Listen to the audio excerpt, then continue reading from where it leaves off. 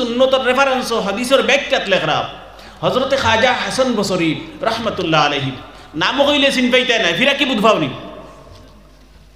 Is সফনপুরের মানুষে ফিরাকি বুধভাইনি বুধভাইবা ও ফিরাকির বড় বড় সাইড তরিকা কয় তরিকা তরিকায় চিশতিয়া কাদেরিয়া সোহরবর্দিয়া নকশবন্দিয়া এছাড়াও আরো ছোট ছোট অনেক তরিকা আছে কিন্তু মেইন বড় বড় কয় তরিকা যারা বিখ্যাত সাইর ফিরিস্তা সাইর খলিফা বিখ্যাত সাইর মজহব ওটা মসজিদে পড়েছিলেন সবাই মক্তব ওলা ফিরাকির বিখ্যাত সাইর তরিকা তরিকায় চিশতিয়া কাদেরিয়া সোহরবর্দিয়া নকশবন্দিয়া ও তরিকায় কাদের চিশতিয়ার কাদেরিয়া যার মাধ্যমে আমরা চিন পাইছি এই মানুষ মাত্র একজন দুই লাইন আমরা চিন পাইছি মানুষ কয়জন একজন ইতা আই ফিরাকিটা আইছে এখান থেকে গাছ থেকে আইছে না দিল্লি থেকে আইছে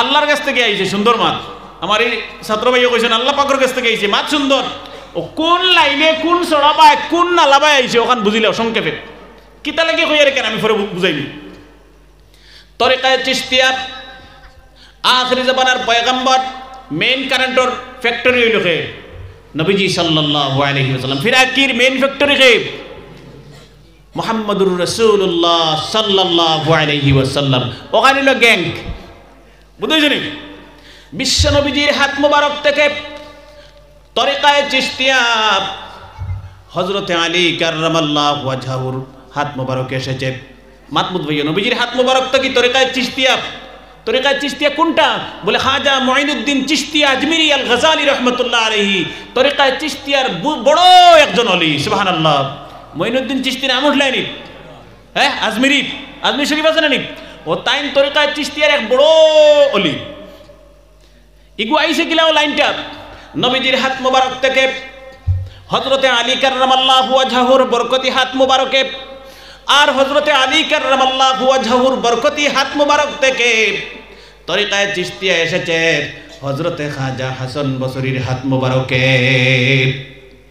3 কোটি কইছি মেইন ফ্যাক্টরি নবীজি অন্তকে হযরতে আলী থেকে হযরতে খাজা হাসান বসরি নাম মনে রাখবা আলী থেকে কার কাছে হাসান বসরি কোন তরিকায়ে চিশতিয়া তরিকায়ে কাদেরিয়া এখন 2 নম্বর তরিকাটাও তরিকায়ে কাদেরিয়ার বড় আলী একজনের নাম হোসেন আব্দুল কাদের জিলানী নওয়ারাল্লাহু মারকাদহু ওয়াস্তাদ দুনিয়া সিনে আব্দুল কাদের জিলানী সিনেনানি এন তরিকায়ে কাদেরিয়ার বড় আলী আইছে কিলা নবীজির হাত মোবারক থেকে তরিকায়ে চিশতিয়া নবীজির হাত মোবারক থেকে সাইরো তরিকা নবীজির কাছ থেকে আইছে কারণ মেইন জায়গা খানো মুহাম্মদুর রাসূলুল্লাহ সাল্লাল্লাহু আলাইহি ওয়াসাল্লাম অন্তকি ভোল্টেজ 36 সারা আপনারা কারেন্ট পাইন দুলপসরা থেকে লালায় পায় বাদে অন্তকি ডিস্ট্রিবিউশন করে দুলপসরায় পায় 5 গ্রাম থেকে কিতা কইয়ার বুঝলাইনি আমরা বরাকলির হেড অফিস 5 গ্রাম ওলা ফিরাকির হেড অফিস কেন নবীজি তরিকায়ে কাদেরিয়া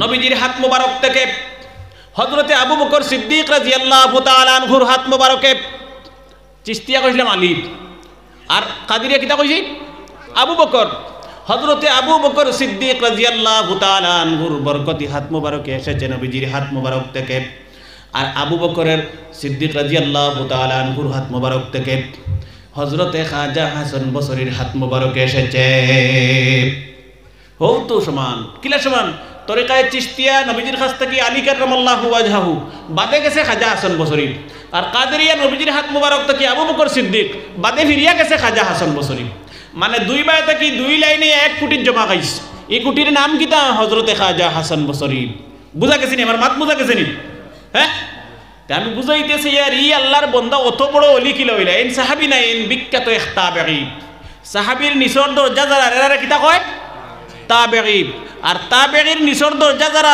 এরা কয় তবে তাবেঈ জিনিস মনে রাখবা এই খাজা হাসান বসরি 2 তরিকায় যে কুটিত খাড়া হইছে এই কুটির নাম খাজা হাসান বসরি এন কিন্তু সাহাবী না এন নবীজির তাবেঈ এই বেটা অত বড় হইল কিলা ওইসে একমাত্র এক সুন্নতের উপরে আমলের বরকতে যে সুন্নতর নাম তাহনিক সুবহানাল্লাহ ও যে কইছিলাম খাজুর সিবাইয়া খাওয়ানি একটু সুন্নতর নাম কিতা তাহনিক কিলা বড় হইছে কিতাবের মধ্যে লিখতেছেন হাদিসের আসমাউর রিজালের মধ্যে লিখতেছেন হযরতে খাজা হাসান বসরির মা বিশ্বনবী জনাবে মুহাম্মদুর রাসূলুল্লাহ সাল্লাল্লাহু আলাইহি ওয়াসাল্লামের স্ত্রী হযরতে মায়মুনা রাদিয়াল্লাহু তাআলা আনহার ঘরে হযরতে খাজা হাসান বসরির মা থাকতেন। হাসান বসরির মা নবীজির স্ত্রীর ঘরে থাকতা খাদিমা হিসাবে অথবা এমনে থাকতা, দুইটা লাগছেন, হয় খাদিমা হিসাবে আসলা অথবা এমনে থাকতা। এমন অবস্থায় হাসান বসরির জন্ম হয়েছে। ও অবস্থাত নবীজির স্ত্রীর ঘর থাকা অবস্থায় হাসান বসরির জন্ম হয়েছে। সেই সময় আরব দেশের সমস্ত মদিনার খলিফা ছিলেন বিশ্ব নবীজির জলিলুল কদর সাহাবী মুসলমানের 2 নম্বর খলিফা হযরতে ওমর। সুবহানাল্লাহ। কোন বেটার নাম কইয়ার বুধবারাইনি। এই সময় যে সময় হযরতে খাজা হাসান বসরির জন্ম হয়েছে, এই সময় এই দেশের খলিফা কে আসলো? হযরতে ওমর। যে ওমরকে শয়তানে ভয় করত। অনেক লম্বা ঘটনা ওমরের, আমি এই ঘটনা হজ যেতাম না, উদ্দেশ্য নয়, সংক্ষেপে কিতাব লেখা, সংক্ষেপে একটা ঘটনা। মদিনায় ভূমিকম্প শুরু হয়েছে। নবীজির এক সাহাবী দৌড় মেরে নবীজির হযরতে ওমরের খিদমতে গেলেন আর গিয়ে বলতেছেন, ইয়া খলিফাত রাসূলিল্লাহি সাল্লাল্লাহু আলাইহি ওয়াসাল্লাম, হে নবীজির খলিফা হযরতে ওমর, আপনি কি জানেন না মদিনায় ভূমিকম্প শুরু হয়ে গেছে? সুবহানাল্লাহ। ভূমিকম্প শুরু হইলে দৌড়িয়ে গিয়ে আরেকজন কইবাইনি, হই ভূমিকম্প শুরু হয়ে গেছে, তো আমরা কইনি হরুতা করতিয়া মানুষ দৌড়িয়া বাড়িয়া উঠানো বাড়িয়া হে কর আল্লাহ আল্লাহ তার হুয়া ফালন গৌত নইলেও আমি দেখছি কেমতের অবস্থা শুরু হয়ে যায়। ভূমিকম্প হইলে শুরু হয়ে যায় না, ফুয়া খানো ফুড়ি খানো ফালন করো, হে উঠানো ফাল মারি বাড়ি যায় আগে। এই ভূমিকম্প শুরু হয়েছে, এক সাহাবী দৌড়িয়ে গিয়া এই দেশের খলিফা নবীজির জলিলুল কদর সাহাবী ওমরের খিদমত খবর হইতরা। হযরত ওমর যেই মাত্র শুনেছেন মদিনায় ভূমিকম্প শুরু হয়ে গেছে, গুচ্ছা উঠে গেছে, রাগ উঠে গেছে, ঘর থেকে লাঠি হাতে হযরত ওমর বের হয়ে গেছেন। লাঠি নিয়ে বাড়িয়া ভূমিকম্পরে কুদাইয়া ভাইবাই নিবা মাতো না, না তার রাগ উঠে গেছে, এ আমার দেশে ওখানে ভূমিকম্প হইতো, ও লাঠি নিয়ে বার হইছেন করতে কি। কিতাবের মধ্যে লিখতেছেন হযরত ওমর ঘর থেকে বের হয়ে হাতের লাঠি দিয়ে মদিনার মাটিতে ডান্ডা মেরেছেন, আঘাত করেছেন আর বলতেছেন কিফ, কাফ ফেজবর, কাফ ফেজের কিফ মানে STOP, স্টপ, থামো। কি বলতো? খাড়াও, দমলো, স্টপ, থামুন। কারে কইতরা? ভূমিকম্পরে। হায় রে মুসলমান, সাগিয়ে করে ডাক দিলে দান খাইস না, ঘুরিয়া আইবনি। হ্যাঁ না না, হকমাত মতো আইবনি ঘুরিয়া না। আর ওমরে খারে বাড়িয়া কইতরা ভূমিকম্পরে থাম। হযরত ওমর বলছেন কিফ, এরপরে বলছেন আলাম আদিল আলাইকি, এই দেশে ভূমিকম্প হতে পারে না যেই দেশের খলিফা নবীজির সাহাবী হযরত ওমর। সুবহানাল্লাহ। ইকান তান বড়ত্ব ইয়ার নবীজির সাহাবী হিসাবে কইতরা না, যে মনে মনে কইতে পারে তাইন তো নবীজির সাহাবী, যেটা কইবা তইব বলে জি না, ইতার লাগি না, কিতা লাগি কইতরা। হযরত ওমর এর জন্য বলছেন আমার দেশে ভূমিকম্প হতে পারে না, আমার দেশে অন্যায় হয় না, অত্যাচার হয় না, মানুষকে শোষণ করা হয় না, মানুষকে অধিকার থেকে বঞ্চিত করা হয় না। আমার দেশে মানুষের হক আমি নবীজির সাহাবী হযরত ওমর নিজ কাঁধে করে করে মানুষের দরজায় দরজায় পৌঁছাইয়া দেয়। সুবহানাল্লাহ। তাই তো এক দেশের প্রধানমন্ত্রী, আমরা বর্তমান প্রধানমন্ত্রী পাওয়ার অর্ধেক পৃথিবীর বাদশাহ হযরত ওমর। তাই না কইরা আমার দেশে অন্যায় হয় না, মানুষের শোষণ হয় না, লুণ্ঠন হয় না, হত্যা হয় না, অবিচার হয় না, জুলুম হয় না। যে যার হক পাইতো 100% মানুষের হক আমি আদায় করিয়া দিছি। সুবহানাল্লাহ। হযরত ওমর বলছেন সেই জন্য আমার দেশে ভূমিকম্প হতে পারে না। কিতাবের মধ্যে লিখতেছেন ছোট্ট একটি ঘটনা। রাত যখন গভীর হয়ে যেত হযরত ওমর ঘর থেকে বের হয়ে যেতেন, আর ওমরের খাদিমের নাম ছিল আসলম। আসলমের দরজায় গিয়ে হযরত ওমর নক করতেন, ঠুকা মারতেন। আসলম ঘুম থেকে উঠে দেখতেন নবীজির জলিলুল কদর সাহাবী এই দেশের মুসলমানের খলিফা হযরত ওমর এসেছেন। হযরতে আসলম বলতেন নবীজির খলিফা কেন এসেছেন? হযরত ওমর বলতেন আমার সাথে চলো গুদামে, FCI গুদাম আছে সারা দেশের, খানি যেখানে রাখা ওখানে চলো। গিয়ে হযরত ওমর বলতেন আসলম রে, আটার বস্তা, গমের বস্তা, রেশনের বস্তা, বিভিন্ন জিনিসের বস্তা আমার কাঁধে তুলে দেন। উমরে কইতা খাদিম রে, ওই বেটা বস্তা গুদর আমার খান্দ তুলিয়া দে। সুবহানাল্লাহ। হযরতে আসলাম বলতেন, যেই মাত্র আমাকে নবীজির জলিলুল কদর সাহাবী ওমর বলতেন, আটার বস্তা, গমের বস্তা, রেশনের বস্তা আমার কাঁধে তুলে দেন, আমি আসলামের শরীরে ভূমিকম্পের মতো তরতর করে কম্পন শুরু হয়ে যেত। ডরাইয়া ই বেটায় কিতা কর বুধবার আনি, কোন বেটায় কর যে বস্তা গো তান খান্দ তুলি দিতাম, আমার ডরাইয়া শরীরে খাপ শুরু হয়ে যেত। হযরতে আসলাম বলতেন, হে নবীজির খলিফা আমার, কিয়ামত হবে, আল্লাহর কসম আসলাম আপনার কাঁধে বস্তা তুলে দেবে না। কিয়ামত হইব, আসলাম অনু ডাট্টা থাকবো, বস্তার ধরতো না, আপনার খান্দ কিলে দিলে আপনার কাম করার লাগে খাদিম তো আমি, তে আপনি এখানে বইটা।